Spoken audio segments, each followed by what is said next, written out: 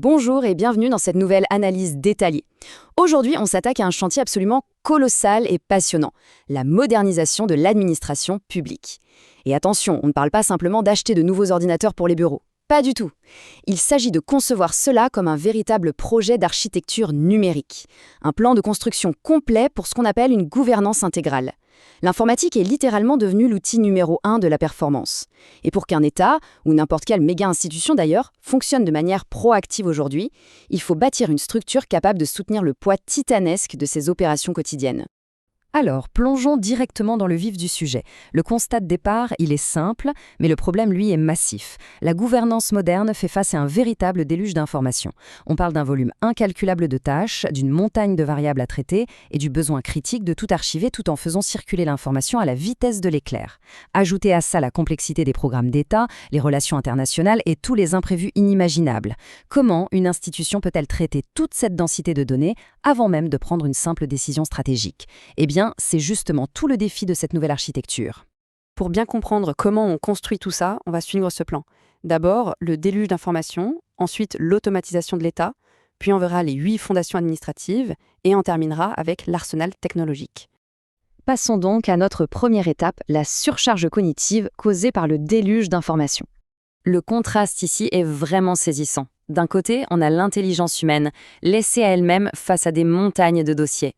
Le résultat, une surcharge inévitable, des erreurs qui se multiplient et des retards qui s'accumulent.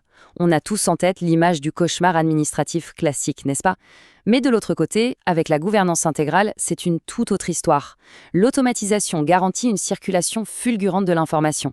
Les erreurs sont drastiquement réduites et les décisions stratégiques sont appliquées beaucoup plus vite. En fait, cette puissance numérique n'est plus un petit luxe optionnel, c'est devenu la seule issue possible. Ce qui nous amène logiquement à la deuxième partie, les phases de construction pour automatiser l'État. Et ceci illustre brillamment comment on s'y prend, en 3 étapes bien précises. La première phase, c'est l'élimination des goulets d'étranglement. On automatise tout ce qui est répétitif et basique. Ça libère un temps de réflexion incroyable. Ensuite, on passe à la phase 2, l'analyse et la prévision. L'idée ici, ce n'est plus seulement de réagir aux problèmes, mais de les anticiper grâce à des simulations. Enfin, la troisième phase vient verrouiller l'édifice. On archive et on sécurise la donnée pour qu'elle soit toujours disponible instantanément quand les dirigeants doivent réfléchir à la stratégie. C'est un processus redoutablement efficace. Abordons maintenant la troisième partie, les matériaux de base ou ce qu'on appelle les 8 fondations administratives. Pour construire cette gouvernance, on a besoin d'informations extrêmement bien structurées. Regardons les 4 premières. Sans ça, c'est le chaos et les erreurs de budget assurées. D'abord, la dénomination. Il faut identifier très exactement chaque entité. Ensuite, l'obligation. C'est ce qui permet d'orienter les programmes vers les bons objectifs, sans dévier. Troisièmement, la nomenclature, qui doit être exhaustive pour cibler très concrètement les biens et les services. Et enfin, le regroupement ordonné de tout ça, pour maîtriser l'ensemble et faciliter l'intégration globale. C'est vraiment la base de la base. Les 4 fondations suivantes viennent consolider tout ça pour éviter les crises systémiques. Il faut lister tous les investissements pour avoir un cadrage parfait de la gestion. Ensuite, il faut que les politiques, les stratégies et les rôles de chacun soient limpides pour clarifier la culture de l'organisation. On ajoute une cartographie structurelle très précise pour savoir exactement qui fait quoi dans quel département. Et le point crucial, la conception de fichiers totalement uniformes. C'est ce qui garantit la normalisation et la qualité des données.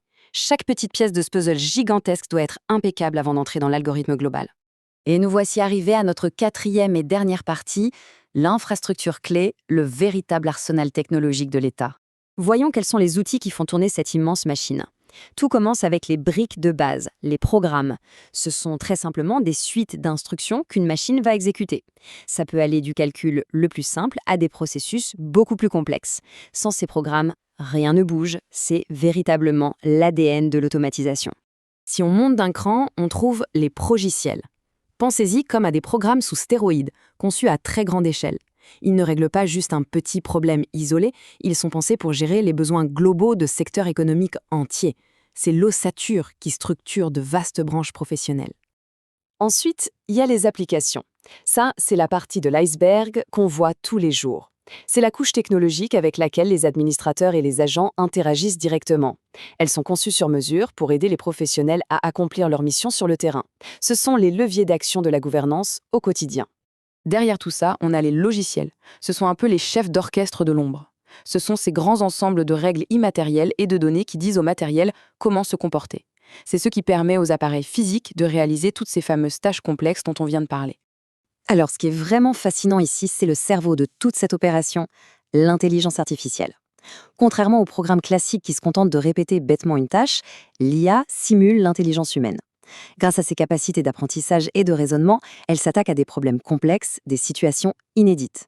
C'est elle qui donne au système la souplesse d'analyse absolument indispensable pour prendre des décisions stratégiques de haut niveau. Mais attendez, toutes ces données et cette intelligence artificielle, il faut bien les ranger quelque part, non? C'est le rôle du cloud computing. Imaginez une salle d'archives totalement invisible et avec une capacité quasi infinie. En passant par Internet pour fournir serveurs et bases de données, le cloud libère l'État des contraintes physiques locales. Tout est stocké et sécurisé en ligne sans encombrer les bureaux. Et voici le point culminant absolu de cet arsenal, les supercalculateurs. Ce sont les véritables cœurs battants de cette machine d'État. Ils sont conçus pour atteindre des vitesses de calcul proprement hallucinantes. Ils absorbent et traitent en temps réel des flux d'informations gigantesques qui arrivent de partout en même temps. Des régions, des institutions, des secteurs stratégiques.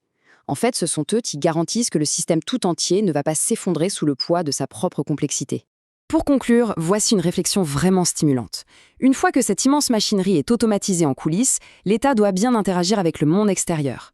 Le document source indique que ce sont les sites internet et les réseaux sociaux qui prennent alors le relais pour faire le lien avec le public.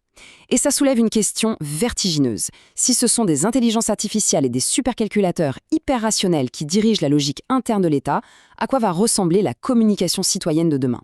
Comment l'humain va-t-il dialoguer avec cette entité numérique ultra puissante? Trouver le juste équilibre pour cette interface citoyenne sera sans aucun doute le prochain grand défi de la gouvernance.